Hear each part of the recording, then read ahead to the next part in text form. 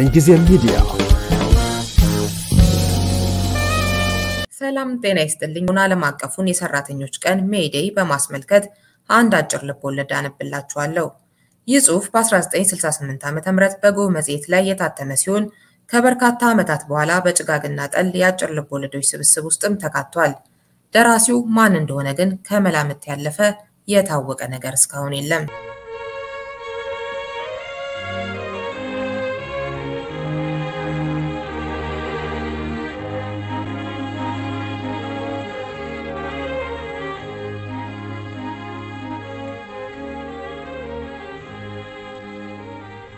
ቱሉ ፎርሳ ቱሉን ማንም ማያውቃለ እናንተ አታውቁትም እንዴ? ቱሉ ይሄ ማካሮኒ ፋብሪካ የሚሰራው እኮ ነው። ቱሉን የማያውቅ ማን አለ? ቱሉ 31 ዓመቱ ነው ወይም ወደዚያ ግድም ነው። እና ቱሉ ቁመቱ ረጅም ነው። የቱሉ እጆች ትላልቅ ናቸው። የቱሉ ክንዶች ጠንካሮች ናቸው። የቱሉ መዳፎች ሻካራ ናቸው። ቱሉ ከማካሮኒ ፓስታና ፓስቲኒ ፋብሪካ ውስጥ ወፍጮ ክፍል ነው የሚሰራው። ወፍጮ ክፍል 6 ዓመት ሰርቷል። የፋብሪካው ባለቤት ሙሴ ጋሌብ ናቸው። ጌታ ጋሌብ እዚች ሀገር ይቺው የኛይቱ ምንላት ሲገቡ ቤሳ ቤስቲን አልያዙም። እዚህ ከገቡ በኋላ ነው ይህንን ሁሉ ያብታ ያፈሩት።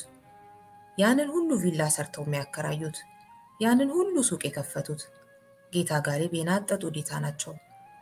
አቤት ሰራተኛ ሲፈራቸው! ጌታ ጋሌብ ሽማግሌ ናቸው። አጭር መላጣ ባርኔጣ የማይለያቸው አማርኛ አቀላጥፈው የሚያውቁ እድላም ሰው ናቸው። ስለ አበሻ ሲናገሩ አበሻ ስራ አይወድም፣ አበሻ ሰነፍ ነው፣ ለዚህ ነው ሀብታም የማይሆነው እንደኔ ይላሉ። ቱሉ ፎርሳ በወር 35 ብር ያገኛል። ያ ደሞዝ ነው። ቱሉ ፎርሳ ሲሏችሁ ፎርሳ ያባቱ ስም እንዳይመስላችሁ አይደለም። የወፍጮ ቤት ስራ አታውቁትም እንዴ? ስንዴ በካሚዮን ይመጣል፣ ከካሚዮን ወደ መጋዘን ይጋዛል፣ ከመጋዘን ወደ ማንጠርጠሪያው የወንፊት ሞተር ቤት ይወስዳል። ከዚያ ይታጠባል፣ ከዚያ በሞተር ይደርቃል፣ ከስንት ጣጣ በኋላ ይፈጫል። ዱቄት በጆንያ እየታሰረ ወደ ቡኮ ክፍል ይተላለፋል። ይህንን ሁሉ የሚያደርገው የሰው ትከሻ ነው። ካሚዮን ሲመጣ ካቦ ሰው ይጠራል እንዲያወርዱ። 1-2 ፎርሳ ከመኪናው ላይ ኩንታሉን እየተሸከሙ ወደ መጋዘን ትንን እና በስራ ቱሉን የሚያል የለም። ኩንታል ተሸክሞ ሲበር ጭብጥ ላባ መያዝ አይመስልም። ሁልጊዜ በጩኸት 1-2 ፎርሳ ይወዳል። ለዚህ ነው ቱሉ ፎርሳ ተብሎ የቀረው እንጂ የአባቱ ስም ሆኖ አይደለም። የቱሉ ሚስት ጠንፌ ነው የምትባለው። እንጀራ ለመግዛት ጉልት የሄደ ሁሉ ጠንፌን ያውቃል። መሸት ሲል ወደ ጉልት ብቅ ያለ ጠንፌና የእንጀራ ሰፌዷን ይለምዳል። መሸት ሲል የቀን ሰራተኞች ወደ ቤታቸው ይመጣሉ። እግረ መንገዳቸውን እንጀራ ይገዛሉ። ሲመሽ የእንጀራ ገበያ ይደራል። እስኪ እንጀራው ይላል ጠጋይልና፣ ይኸው ወርቅ የመሰለ እንጀራ ይባላል። ጤፍ ነው ቅይጥ ይላል አፉ። ንጹህ የበቾ ጤፍ ተብሎ ይነገረዋል። ጠንፌ ዘንድ ግን ብዙዎቹ እንዲያ ብለው አይጠይቁም። ብዙዎቹ ስለሚያውቋት ዝም ብለው ነው የሚገዟት። አንዳንዴም ከተጠየቀች ጤፍ ነው ትንሽ ዘንጋዳም አለበት። የቀን ሰራተኞች ላፋቸው ነው የሚጠይቁት። ያገኙትን ነው የሚገዙት። የሚገርመው ነገር የቀን ሰራተኞቹ ወንደላጤዎች ናቸው። የቀን ሰራተኞቹ ወጥ አይሰሩም። የቀን ሰራተኞቹ ብዙ ሆነው በትንሽ ቤት ውስጥ ነው የሚኖሩት። ታዲያ ለምን ዳቦ ወይም ሞፎ ገዝተው አይበሉም? ሞፎ ወጥ አያስፈልገውም። ሞፎ የወንደላጤ ምቹ ምግብ ነው። ግን የቀን ሰራተኞቹ እንጀራን ይመርጣሉ። ደረቅ እንጀራ ማላመጥ ደስ ይላቸዋል። ምናልባት የቀድሞ ቤታቸውን የወትሮ ትዳራቸውን የሚያስታውሳቸው እየመሰላቸው ይሆናል። እንጀራ የወደፊቱ የተስፋ ምልክት እየመሰላቸው ይሆናል። ጠንፌ 25 ዓመት ይሆናታል። ጠንፌ ከ2 ዓመት በፊት ቱሉ ፎርሳን አገባች። በፊትም ከአያቷ ጋር ስትኖር የመንደር እንጀራ ጋጋሪ ነበረች። እንጀራ መጋገር እንዴት አይነት ስራ መሰላችሁ? አንዱ ቤት ሰላቢ ነች ይላሉ፣ ሌላ ቤት ማገዶ አይመክታትም ይላሉ፣ ሌላው ቤት እንጀራ ታወፍራለች፣ ሌላው ቤት ታሳሳለች። ጣጣ ነው። በመጨረሻ አያቷ ሲሞቱ ጋግሮ ከመብላት ይልቅ በ3 ብር ተቀጥሮ ጋግሮ መሸጥ ይሻላል ብላ በነጋዴነት ተጠቃለለች። ከቱሉ ጋር የተዋወቁት በእንጀራ ደንበኝነት ነው። ሆይ ይሄ ደግሞ ራሱን የቻለ ታሪክ እኮ ነው። ታዲያ ጠንፌ ወንድ ልጅ ወለደች። ልጁ ደግሞ ጤና የለውም። እሷንም ጤና ነሳትቴ። የእንጀራ ንግዱም አላዋጣ አለ። እንደ ድሮ ርካሽ ዱቄት ፍለጋ መንከራተት አለ። ማገዶ ፍለጋ አገር ጥሎ መሄድ አለ። አረ ስንቱ! በዚህ ላይ ልጇ ጤና የለውም። ባሎች ሁሉ ሚስቶቻቸውን ይማታሉ፣ ባሎች ሁሉ ይሰክራሉ። ቱሉ ግን አይማታም፣ አይሰክርም። ከጠንፌ ምንም አይደብቅም። አምላኩ ጠንፌ ናት። ያለ ጠንፌ ምን ህይወት አለውና? ጠንፌም ባሏን ትወዳለች፣ ታከብራለች። ጠንፌ አቤት! ዛሬ ደሞዝ ተቀብዬ ከጓደኞቼ ጋር ጠላ ቤት ገብቼ 60 ሳንቲም አጠፋው። ደግ አረግ። ጠንፌ ቀና ብላም አታየውም። ጠንፌ ለቱሉ፣ ቱሉ ለጠንፌ የተፈጠሩ ይመስላሉ። ትሳሳለታለች። ጠንፌ ዛሬ ደሞዝ ተቀበልኩና ስመጣ ሉካንዳ ቤት ገብቼ የ50 ሳንቲም ስጋ ገዛውልሽ። ጥሩ አረግ። ከዚያ በፊት አማረኝና አንድ ብርሌ ጠጅ ጠጣው። ምን ነው ጠንፌ ከፋሽ እንዴ? እኔቴ። ቱሉ ሚስቱን ትኩር ብሎ አያትም። የምትሟሟ ይመስለዋል፣ ይሳሳላታል። ታዲያ ልጁ እያደር ይታመም ጀመር። በተወለደ በ10 ወሩ የጠና ህመም ታመመ። ይቃትት ጀመር፣ ያጣጥር ጀመር። ሐኪም ቤቱ ሰጁ ይላሉ ጎረቤቶች። የትኛው ሐኪም ይሻላል? አሮጌው አውሮፕላን ጣቢያ ያለው ጥሩ ነው። እሺ እስቲ ትላለች ጠንፌ። ለባሏ ግን አትነግረውም። ምን ብላ ትንገረው? የቤት ኪራይ 14 ብር፣ የቤት ጣጣ ሌላውን ይወጣዋል። ምን ብላ ትንገረው? እንጨቱ ውድ፣ እህሉ ውድ። የኩራዝ ጋዝ እንኳ ከአቅሙ ድሮ 2 ፍራንክ የሚሸጠው ዛሬ በ4 ፍራንክ አይገኝም። ሁሉ ቀጥሏል። የረከሰ ቢኖር የሰው ነፍስ ነው። ታዲያ ምን ብላ ትንገረው? ልጁ ጠናበት። የሰው አፍ ደግሞ አይጣል ነው።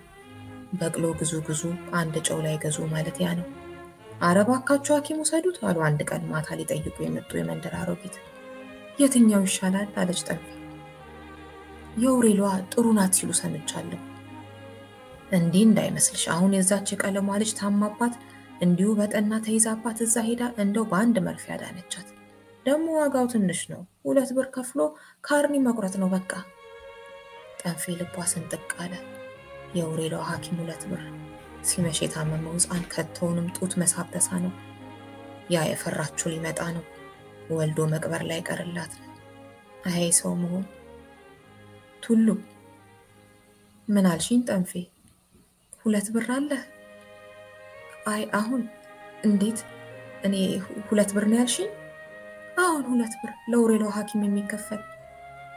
ሐኪም መሄድ ያስፈልጋል? አታየውም ትኩሳቱን? ይሁን ጠዋት እበደራለሁ። ግድ የለም ጠንፌ አታስቢ። ሕፃኑ መቃተቱን ቀጠለ። ከቶውንም ማልቀስ እያቃተው ሄደ። ጠንፌ ለባሏ የሚበላውን ሰጠችውና ልጇን አቅፋ ቁጭ አለች። እንብላ እንጂ ጠንፌ። እኔ ስበላ ነው ያልኩት እባክህ። የሴት ነገር ስቀምስም ስበላም ጠገብኩ። ቱሉ የቀረበለትን እንጀራ ፍርፋሪ በኩራዙ ብርሃን አስተዋለው። ትላንት ከፊቱ የተነሳው የሻገተ እንጀራ ነው። ጠንፌ ዋሽታለች። ጠንፌ ምንም አልቀመሰችም። ጠንፌ ጦሟ ልታድር ነው ለሱ ብላ። ጠንፌ ልጇን ታቅፋ በዓይኗ እንቅልፍ ሳይዞር ነጋላት። ቱሉ ብር ሊበደር ወደ ፋብሪካ ሄደ። በሽተኛ ሕፃን፣ ምስኪን እናት፣ እንባ በትንሿ ጎጆ ውስጥ ቀሩ። ቱሉ ጠዋት ተነስቶ ወደ ፋብሪካ ሄደ። ፍቃድ ተቀበለ። በደንቡ መሰረት ፍቃድ የወሰደ ደሞዝ የለውም። ቢሆንም መቼስ ምን ይደረጋል? ልጅ ሞቷልና ቅበር ከመባል ልጄ ሞቷል ነው አቃብሩኝ ማለት ይሻላል። ጠዋት ሰራተኞቹ ወደ ስራ ተሰማሩ። 1 2 ፎርሳ፣ 1 2 ፎርሳ። እንዴት ያለ ዘፈን ነው! ሰራተኞች ጆንያውን ተሸክመው ይበራሉ። ጆንያ ተሸክሞ በዝግታ መራመድ ራስን መጉዳት ነው። መሮጥ ነው የሚበጃው።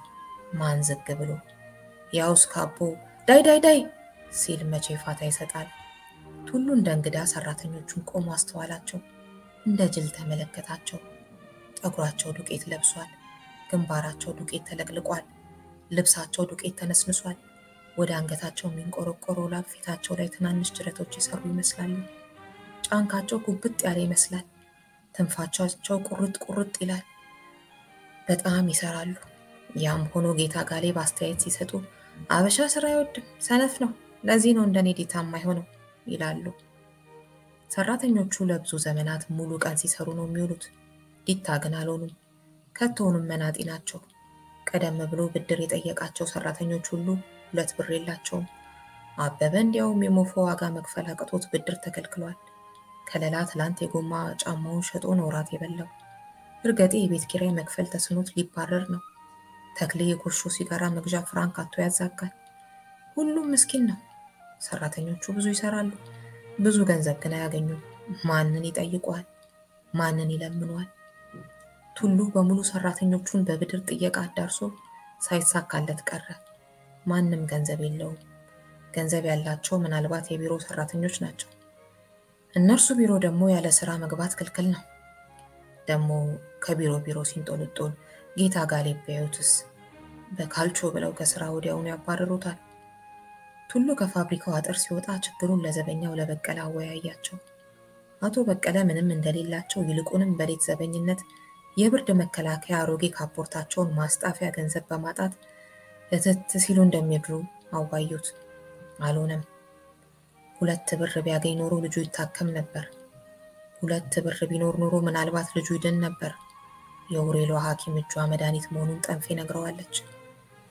2 ብር ከየት ይመጣል? የለበሰው አሮጌ ቱታ ምንም ዋጋ አያወጣም። ከመኪና ጎማ ውዳቂ የተሰራው መጫሚያው ስሙንም አይሸጥ። አቤት ድህነት! መልኩ ምንኛ አስቀያሚ ነው። ቱሉ ሰማይ ምድሩ ዞሮበት አውራ ጎዳናውን ተከትሎ ሲንገላውድ ከፀሐይ ቡና ቤት አጠገብ ደረሰ። ፀሐይ ቡና ቤት የወይዘሮ ፀሐይ ንብረት ነው። ከመንገዱ ዳር የተሰራ አእምሮ የተሰራ ቤት ነው። መኝታ ክፍሎች አሉት። የአበባ መደብ አለው። ምግብ ቤት አለው። ፀሐይ ቡና ቤት ተራ ሰው አይገባም። ሰራተኞች በውጭ ሲያልፉ የቤቱን ድርጅት ከማድነቅ በቀር ገብተው አያውቁም። ቱሉ ከፀሐይ ቡና ቤት ግቢ ሰተት ብሎ ገባ። ወደ ጋሩ ዞረ። አንድ ምግብ አቅራቢ ትኩር ብሎ አየው። የኔ ወንድም ወይዘሮ ፀሐይ አሉ? አዎን አሉ። ማን ነው የፈለጋቸው? ተልኬ ነበር፣ ብቅ ብታስደርግልኝ። ማን ነው የላከ? የለም እዚያ ላይ ያሉ ዲታ ናቸው። ምግብ አቅራቢው ገብቶ ወይዘሮ ፀሐይን ጠራቸው። ወይዘሮ ፀሐይ ቆንጆ ናቸው ይባላል። ወፍራም ናቸው። ጉንጫቸው ብርቱካን ይመስላል። ገና ብቅ ሲሉ ተንደርድሮ እግራቸው ስር ወደቀ። በንብረቶ በትዳሮ ሲሉ ይለመኑኝና 2 ብር ያበድሩኝ። እንደው ደፈረኛ ይበሉና 2 ብር ስለ ነፍስ ብለው ልጄ ታሞብኛል። ሂድ ወዲያ አሉና እሜቴ ፈንጠር ብለው ቆሙ። የማንም እብድ መጫወቻ አደረገኝ እንዴ? ከከከከከ ሌባ ቀጣፊ ሰርታት በላ እንዲህ ነችና ፀሐይ እንደ ወፈፊነት አደረጋቸው። ዘበኛው መጣና ሰውዬ ቀስ ብለው ውጣ ሳትደበደብ አለው። ቱሉ አይኑ ረጠበ። ቅልጥሙ ካደው። ይንቀጠቀጥ ጀመር። እየተገላመጠ ከግቢው ወጣና ከአጥሩ ስር ኩርትም አለ። ዘበኛው መጣ። ስማ ሰውዬ ምን ሆነሃል? ፍርሃት ይዞኛል። ቤት የለህም? አለኝ። ቤት ነው የኔ ቤት። ሰክረሃል መሰል። ቱሉ ደረቅ ሳቅ ያዘ። ከቶውንም ይንፈቀፈቅ ገባ። አፈፍ ብሎ ተነስቶ ቆመ። እኔ እኮ እኔ ልስከር? ቱሉ ሽቅብ ይሮጥ ጀመር እየሳቀ እንደ ሰከረ ሰው ለብቻው እየፈነደቀ። ምን ይታወቃል? ሰክሮ ይሆናል። እየሮጠ ወደ ቤቱ ሄደ። ከደጃፉ ቆመ። ጸጥ አለ። ለምቦጩን ጣለ። ማልቀስ ቃጣው። ልጁ ሞቶ አላበቃም። እንደ ደህና ሰው ወደ ቤት ገባ። ቀና ቱሉ። ምን አልሽኝ? ብሩን አገኘ? አዎ። ጎሽን ካልጁን ያዝልኝ። ከማማ ወደ ቤት ጃንጥላ ተውሼ ልምጣ። ፀሐዩ ግሯል። ካሳንቺስ ሐኪም ቤት ልትሄጂ? አዎ። አይ አትሄጂ ጠንፌ አትሄጂ። ዋጋ የለውም። እኔ አውቀዋለሁ። ዋጋ የለውም። ምን ነው? ለምን ዋጋ የለውም? አሁን ስመጣ አሁን እዛ ጋር እንትን አገኘኝ። ይሄ ምንድነው ስሙ? ትልቅ ሰው ጠጉሩ በጣም ትልቅ ቃልቻ አገኘው። ዋና ባህታዊ መስቀል ሁሉ ያዘ። ትልቅ አዋቂ። ታዲያ ምን አለ? አትድከም አለኝ። አትድከም? አዎ ልጁ አይድንም አለኝ። ጠንፌ ከመሬቱ ላይ ልጇን እንደታቀፈች መሆሟች። በክንዷ የታቀፈችው ሕፃን ገለጥ አድርጋ ፊቱን አየችው። ትኩሳት የጠበሰው ጨቅላ በትኩስም ባቀቀለችው ተንሰቀሰቀች። ልጄ ወይኔ ልጄ ብላ በተሸፈነ ድምፅ አለቀሰች። ቱሉ ቤቱን ጥሎ ወጣ። ራቅ ብሎ ከምድሩ ላይ ቁጭ አለ። ወይኔ ልጄን በላሁ፣ ነፍሴን በውሸት ሸጥኩ፣ ወይኔ አለ። ይነደው ጀመር። ቱሉ ዋሽቶ አያውቅም አለ ዛሬ። አይሆንለትም። ያየውን አላየውም ያለበት ጊዜ ነበር። ሳያየው ያለበት ጊዜ ግን አለ ዛሬ። ቱሉም ባልወጣው አንጀቱ ግን ተንሰፈሰፈ። ቁጭ ብሎ ወባ እንደያዘው ይንዘፈዘፍ ጀመር። ስለ ኑሮው እያሰበ ራሱን ረገመ። ቱሉ ፎርሳ ምን ነው ወደክ እንዴ? እኔ አሁን የለም አለው። በል ተነስ እንካ ትንሽ ገንዘብ ምንድነው እሱ ጋሼ ምትኩ ልልጄ ሞተ? የድር ገንዘብ ነው እንዴ? ምንድነው የምትለው ቱሉ ፎርሳ? ተቃዣለህ ልበል? እንካ 20 ብር የሰራተኛ ማህበር ብድር ነው ወደፊት ትከፍላለህ። ማህበር? የኛ ማህበር? ለኔ ነው 20 ብር? ኋላ ትፈርማለህ። አሁን እቸኩላለሁ። ወደ ፋብሪካ ልመለስ ነው። ጠፍቼ ነው የመጣሁት ልሰጥ። ቱሉ ብቻውን ቀረ። እሱና 20 ብሮቹ፣ አንድ ቀይ፣ አንድ ቢጫ፣ 5 አረንጓዴ ብሮች። የሚሰራው ጠፋው። ፊቱን ጠረገው፣ ቆጠረው። አለው ልበል አለ ለራሱ ራሱን እያርገፈገፈ። የለም ህልም አይደለም። እየሮጠ ወደ ቤቱ ገባ። ጠንፌ ከልጇ ጋር ተኮራምታ ትንሰቀሰቃለች። በሩን በርግዶ ዘሎ ገባ። ጠንፌ ብሎ ተጣራ። ቀና ብላ አየችው። ፊቷ ንፍሮ ይመስላል። እንሂድ ጠንፌ። የት? ሐኪም ቤት። የውሬሎ ሐኪም እጇ መድኃኒት ነው ብለሽ የለም? የለም ዋጋ የለውም፣ ከንቱ ነው። ለምን ዋጋ የለውም? ልጄን ከሞት አያድንም። እንዴት አወቅሽ? ያገኘው አዋቂ ሰው አይድንም ብሎ የለ? እሱን ታዩ አያውቅ።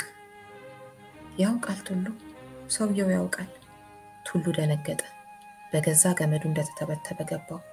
ስሚ ጠንፌ፣ በመጨረሻ ያለኝ እኮ ሐኪም ቤት ከሄደ ይድናል ነው አላት። የውሮላ ሐኪም ቤት የካሳንቺሱ ሐኪም ቤት አለና 20 ብር አጠገቡ አስቀመጠ። ቀና ብላ አየችው። ለመጠየቅ ጊዜ የላት። ወደ ሐኪም ቤት ጠንፌና ቱሉ ልጁን ይዘው በረሩ። በሶስተኛው ቀን ሕፃኑ እንደ ልብ ይጠባ ጀመር። ዳን ያለው መቼም አይሞትም። ብቻ ከልጁ መዳን ጋር በቤቱ ጸጥታ ሰፈነ። እንደ ቀድሞ መነጋገር መጫወት ቀረ። ሁለቱም ተፈራሩ። ጠንፌ ባሏን ሰረቅ አድርጋ ታይና ቁና ትተነፍሳለች። ለመጠየቅ ትከጅልና መልሳ ጥያቄውን ትውጠዋለች። አንድ ማታ ከራት በኋላ ድፍረቷን ሁሉ ሰብስባ ቱሉ አለችው። ድምጿ ጸጥታውን ሲሰብር ቤቱ የፈረሰ ያህል ሆነ። ምን ነው ጠንፌ? አንድ ነገር ልጠይቅህ። ምንድን ነበር ጠንፌ? 20 ብር ከየት አመጣኸው ቱሉ? ድንገት በሩ ተንኳኳና ተከስተ ገባ። መሽቷል። 3 ሰዓት ሊሆን ነው። እንዴት አመሻችሁ? ሕፃኑስ ደህና ዋለ? ደህና ነው። አሁንማ ተሻለው። ምንም አይለውም። ጥሩ እንኳን ተሻለው ጃል። እኛማ በቀደም ደንግጠን ነበር። አረፍ በልጋሽ ተከስተ። የለም ልሂድ፣ ቤት አልደረስኩም። ገና ከስብሰባ መውጣቴ ነው። ስብሰባ? እስካሁን የሚያቆይ? አሁን ባከ ሰሞኑን አንድ ትዕዛዝ መጥቷል። የምን ትዕዛዝ? ማህበሩን አፍርሱ የሚል። ማህበሩን? ማን? የት? እንዴት? ማን አባቱ? ከሚኒስትሩ ነው አሉ እኮ። ለምን? ሙሴ ጋሊብ ሰራተኛውን ስራ አስፈታ ባለገ ብለው አመልክተው ነው ይባላል። ብቻ ገና ነው። እስኪን ሰማው የለ። በሉ ደህና ደሩ፣ ቸኩላለሁ። ተከስተ ፋብሪካ ውስጥ መካኒክ ነው። ተከስተ የሰራተኛው ማህበር ጸሐፊ ነው። ተከስተ ማለፊያ ሰው ነው። ተከስተ ከቱሉ ቤት ወጣ። ቱሉ ከበራፉ ላይ ቆሞ በጨለማ ውስጥ የሚወዛወዘውን የተከስተን ቅርጽ ትኩር ብሎ ያየው ጀመር። ከባሻገር የአዲስ አበባ ኤሌክትሪክ ብርሃን እንደ ጧፍ ሲንቀለቀል ይታያል። ከላይ ከሰማይ ከዋክብት ይፍለቀለቃሉ። እነሱ እንደ ጧፍ ናቸው ይባላል። ከዚያ ዳር የቱሉ ሁለት አይኖች አለወትሯቸው በሲቃ ተጉልጉለው እሳት የሚተፉ ይመስላሉ። ከኋላው ደግሞ ጋዝ ያለቀባት የቱሉ ኩራዝ ብልጭ ድርግም ትላለች። ቱሉ ሁለት እጆቹን በኃይል ጨብጦ ስሩ እየተተረተረ ጥርሶቹን ነክሶ ጡንቻው እስኪነፋፋ ካማጠ በኋላ ይቺ ማህበር ነፍሴ ቆማ አትፈርስም አለ። ሪዮት አለሙ ነበርኩ። ስላዳመጣችሁኝ አመሰግናለሁ።